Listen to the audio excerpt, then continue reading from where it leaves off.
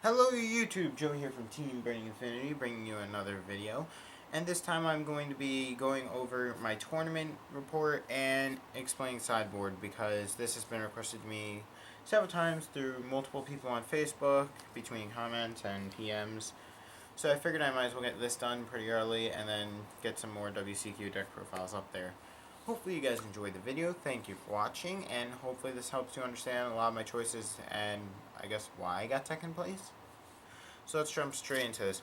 My first round was against Dungeon Mix. It was defensive based. It played cards like Futov and the size 3 Construct and Messiah. I mean, those are the core cards we found, and also Red Arrogant. It was pretty easy because Jack walled him pretty hard, and so did Jack and Greason walled him really hard. And just using Speculate Ring was a great combo. I didn't tide round 1. I 2-0'd him pretty swiftly, and that was smooth round 1. Round 2, I played against more Dungeon Mix. I would definitely say this was a better Dungeon Mix player than my first opponent. He played Red Arrogant.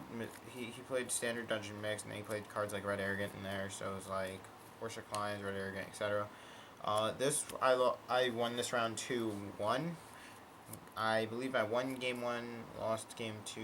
No, I believe I lost game 1 and then won game 2 and 3. The cards I sideboarded that round were True Divisigator, because this card's ridiculous against Dungeon, and 4 copies of Full Burst. The reason I didn't do this to the first opponent was because I just didn't feel the need to. And also, this is the only round where I sided in Full Burst all day, so yeah. I called this card out twice in one game and like once in another, I think. So this card was pretty useful. Popping things like Orser and Tetsuya was those were pretty important plays, so yeah. Glad I did that. I ended up setting out all my items and impacts on him. Round 3, I played against Thunder Knights, and that was John Muir. That was pretty hard. I went 2-1 there. He lost because of a ruling where he couldn't use Knuckle multiple times in battle due to misunderstanding the text. The counter part, that round, I believe I cited in Divisigators, and I think that was it. I think I ended up citing out the impacts, and that was it. Divisigator was core part because I was always saying on the AK Jack, which was just too big for Bastard Sword and all those other cards like Anthem. Well, Anthem wasn't the thing, it was like Sunfist and whatnot. But also, having an 8K Jack or a 10K Jack against a 7K Link or a 10K Link was really useful, and being able to speculate those cards was just too powerful, and ended up winning me the game 3. So that was round 3. Round 4, I played Armonite deck. I mean, it was pretty standard Armonites. I played 4 Iblis. It was your Cradle Iblis deck, and check your standard plays. I 2-0'd him. The key card in that matchup was Cosmic Storm, Greason, ZK. Right here, this card destroyed that man. This card put in way too much work. And then Jack was pretty useful too, because 8K Jack in game 2 was pretty clutch against Iblis, but this card absolutely destroyed because game 1 he ended up having like a 2-soul Iblis, and my hand was like Greason and Speculate Ring. I was like, okay, knock, and then Speculate Ring. And I ended up getting Cavalier in my top 3, so by pretty much doing that, I just completely walled his options. And I just whittled away his monsters when necessary while poking for damage, and it helped a lot. I only killed cards like Archangel or Zeros that could be threatening once you got another card on field. So, really important that I did that, and that allowed me to win that matchup 2-0. I ended up siding in Divisigators. I know I took out impacts for that. I think that was how I sided this round too. I ended up siding Divisigator in almost every match, so you're going to hear me a lot say a lot. This card is pretty ridiculous. Double attacking Iblis and stuff is pretty useful. And 8K Jack, as I said, was just great. I think I got a 10K Jack out against... Round 2, I got a 10K Jack on my opponent. I forgot to mention that, because I got 2 Divisigators and a Cavalier and Soul at one point, and it was just too strong. But... yeah, these cards are just ridiculous. I mean, these two, those cards are just too powerful. Round 5. Round 5, we move on to play Actor Knight's Judgment deck. I believe it was the only Judgment player there too. He was 4-0 at this point, just like me. And this was a pretty hard round, not going to lie. So, well, actually, game 1 wasn't that bad. I would be lying if I said it was hard in game 1. Game 1, I pretty much maintained control between summoning 2 Greasons on hand, just slowly whittling down Judgment. Well, actually, no. Game 1, I just flat out stomped him, because this is the game where he couldn't get Judgment off, and I just whittled away his resources with Greason and Jack too much. Game 2, this man sides in Greybards on me, and I'm like, oh god, the first time we see Greybard, because I have a Jack on field. So that was extremely annoying. He got off 2 Judgments and Greybard. That was hard to deal with. I believe I ended up siding Divisigators on him, and I think that was it. Maybe Shining Rains. Maybe on this. Might have taken out weapons or something. But I know I ended up saying Divisigators because I wanted to just wall Judgment with Jack and Greason way too hard. And that was pretty much it. When I had Greasons on board, he couldn't hit my thing with Judgment, and that was really why I won. As I said, these cards were MVP all day. Divisigator was definitely best sideboard card. Round 6, we go to verse my top 4 guy. The guy who faced the top 4, which is Tony. He plays the Deal Diablos deck. He was 5-0 just like me. We were at table 2. And game 1, I just couldn't, I don't know. I couldn't get Greason. Couldn't get Greason and Jack out or make him powerful enough or anything. So I kind of just lost that game pretty badly. Game 2, the only reason I lost was because this man had all the answers to my Cavalier. That's the only reason I lost that game. I have no clue what would have happened in game 3, but that is the reason I lost game 2.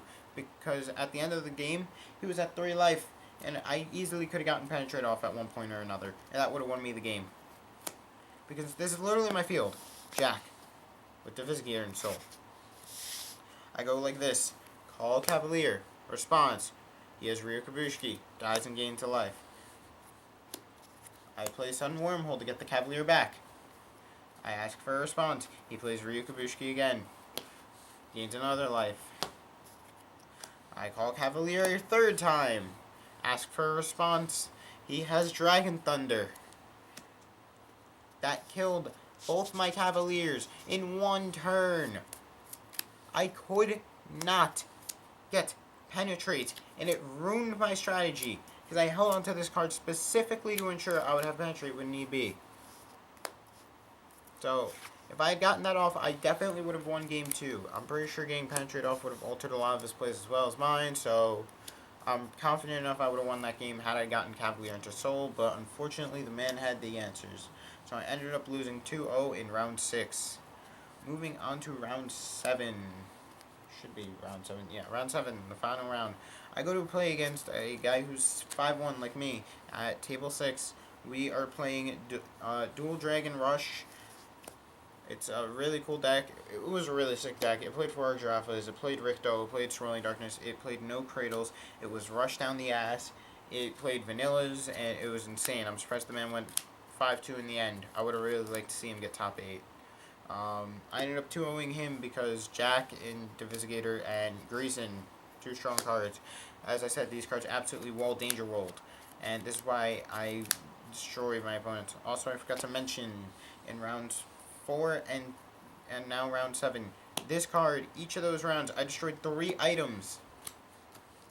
I destroyed 2 of this man's Rictos and 1 Swirling Darkness in round 7, and in round 4, I believe I destroyed 2 Cradles and a Ricto. So, yeah.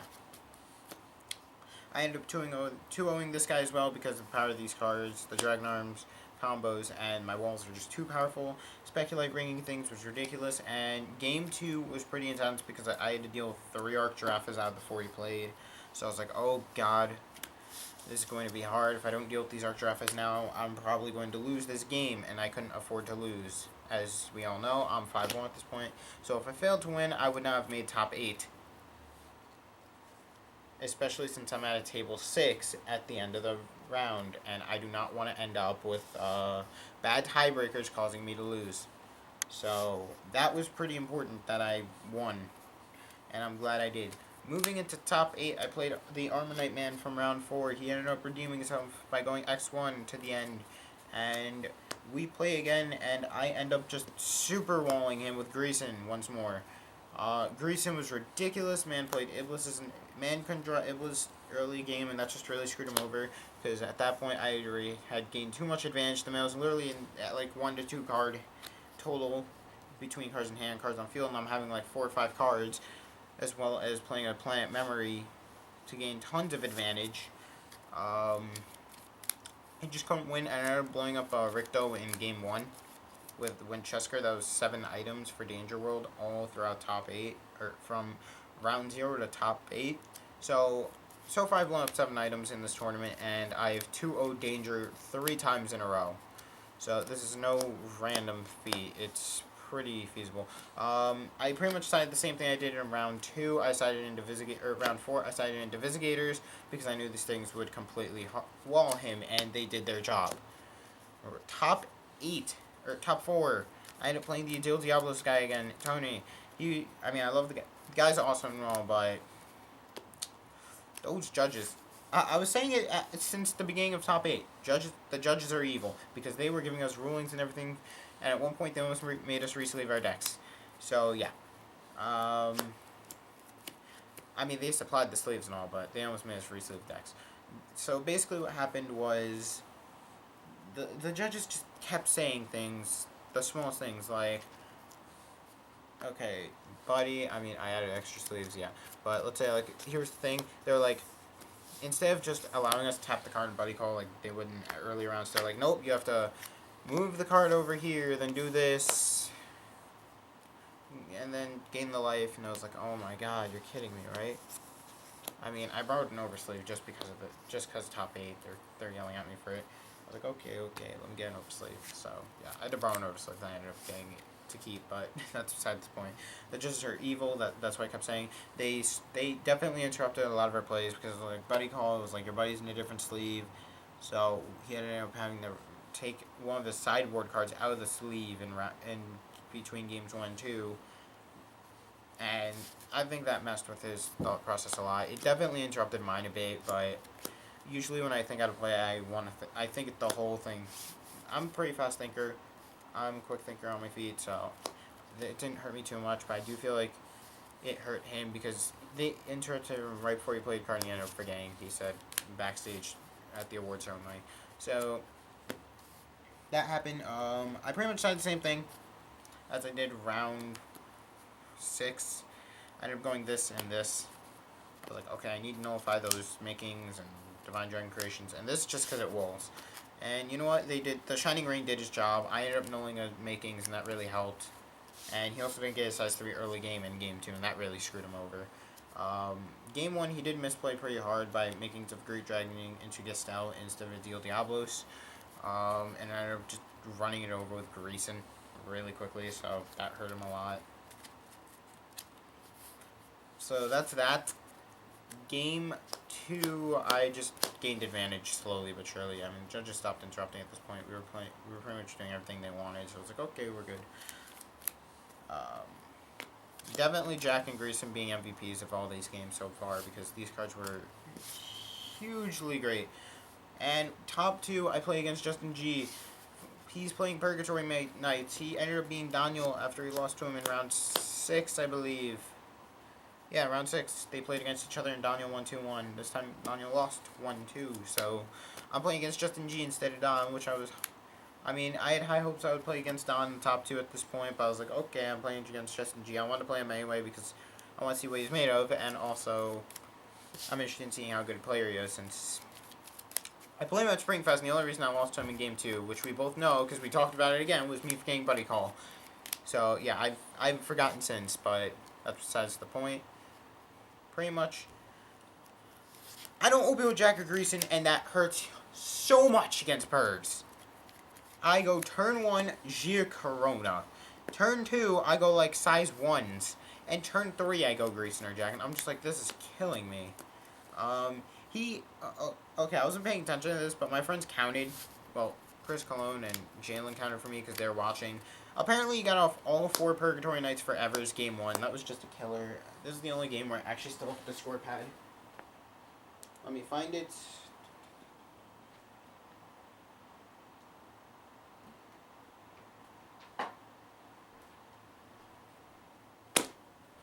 Okay, so let's see. I can tell you every time he used one. Took 2, gained 1, minus 2. So he paid minus 1, gained 1. No, he played forever. Then went Abyss Symphony. Then I believe he Buddy Call. No, then he Black Dragon Shielded. Yeah, he played all 4 forevers. I can tell by the score sheet. There's definitely a bunch of minus 1s here.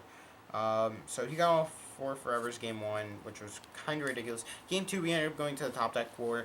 I would have lost even without my misplay of charging Vogel into a spell. I have no clue. At one point, I had no monsters in hand and no cards in hand, no cards on field. I draw into Vogel. I ended up like I was thinking it wasn't really enough, which it really wasn't, to be fair, to get me anywhere. So I was like, okay, I need to draw Jacker's Grease in. I ended up drawing a Shining Ray. I'm like, oh great, this is gonna help.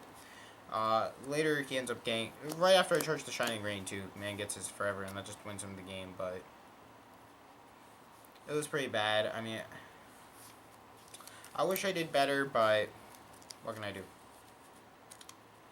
I definitely had a great time at Springfest, or not Springfest, WCQs.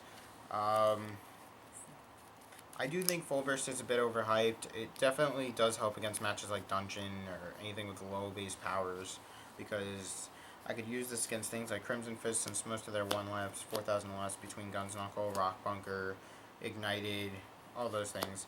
Or I could even use it on Heavy Impact, which is great, because removing Heavy Impact is such a good thing.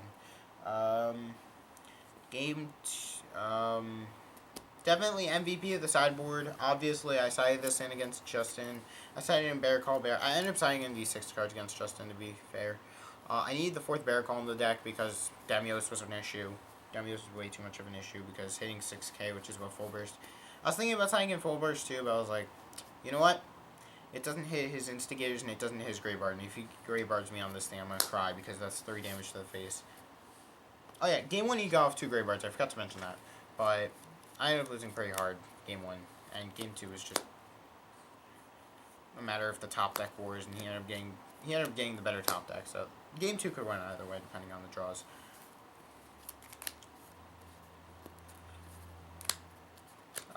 I definitely had a great time. I respect Justin as a player highly. We were talking about, me, Daniel, Justin, Tony were talking backstage, and we ended up talking about deck building at one point, and man knows what deck building is all about. That's another time. That's another video for another time, in my opinion, though. So, yeah. I am very happy with my top 2 placing. I hopefully can find a way to go to Continentals, because that would be great to get that alternate art as Modai, hot stamped, foiled, and just be cool as a remembrance. I would never trade it or anything. That's just a memory. That's huge. I mean, the Full Burst are a great memory for that, for WCQ's getting 2nd place, but yeah. This was a very fun tournament, though. I had a good time. I am a little upset because I said I wasn't trying top, and I ended up getting top 8. And just like I was even telling judges, like, how the hell did I get here? I'm not even trying to win at this point.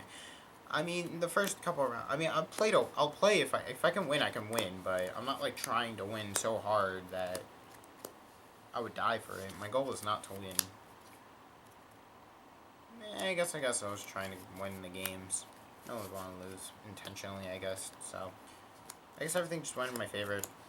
But definitely happy with what I did. Getting 2nd place feels great.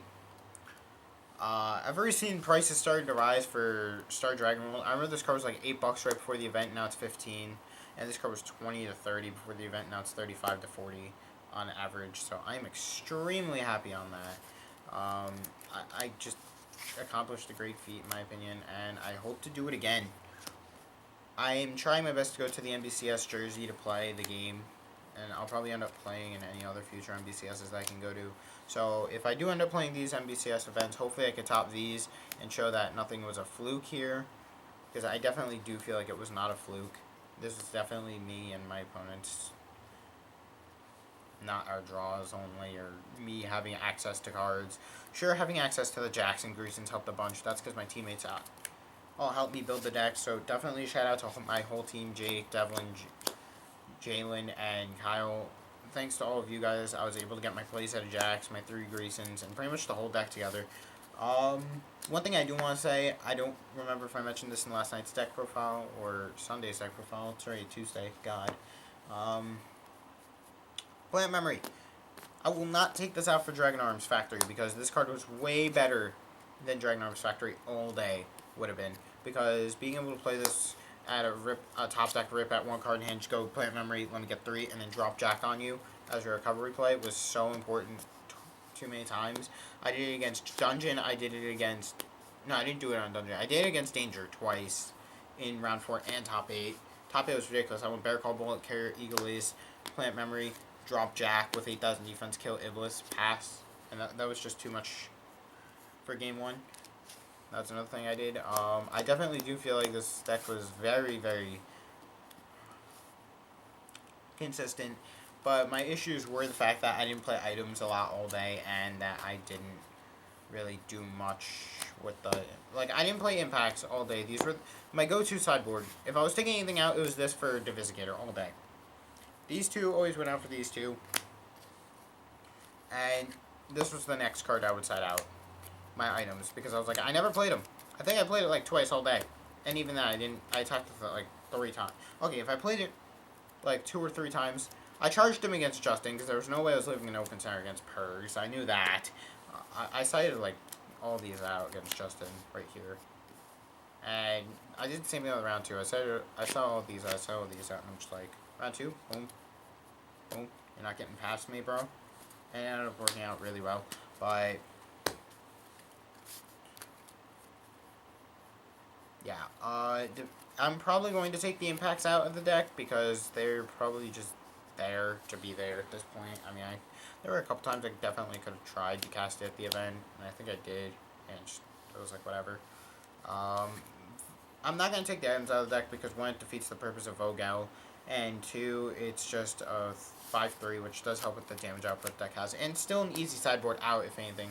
So I go like side 1, and then find other things side, or just take all the items out if need be, and I could just throw in, like, you know, our beloved Full Burst, or Shining Rains and Bear Call, whatever it is. So, yeah. Hopefully this was a good video, and it helped clarify a lot of things with my deck and my choices. If you guys have any questions about why I play anything else in the main deck, I suppose I can answer that. If you have any questions regarding MBCS, the channel, or just Star Dragon Ball in general, I'll try my best to help you.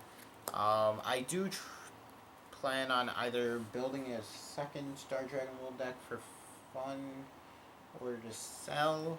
If it's to sell, it's either way, it's going to be Marshall Fortress. I'm going to see if I can make that work. If it doesn't, I'm not even going to put it on camera.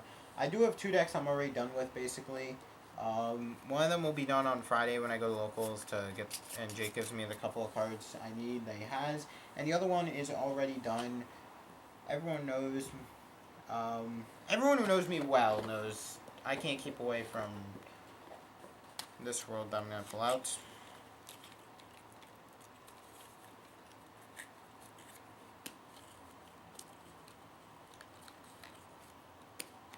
Darkness Dragon World. Everyone knows I love this deck beyond all hell. Just does what I like best. I do think I've taken a great liking to Star Dragon compared to Darkness, though. So I'm not gonna emphasize on Darkness. And the other deck will remain a secret. So that's pretty much it for the video. If you have any questions, leave them down in the comments down below. If you want to let me know anything about anything else, just let me know. Because I love chatting with you guys. Subs are awesome, viewers are awesome, and you're all great people. So, hopefully you enjoyed the video. Don't forget to like, comment, and subscribe. Check out other videos for more Buddyfight content. And Joey from Team Burning Infinity signing out. Peace, guys.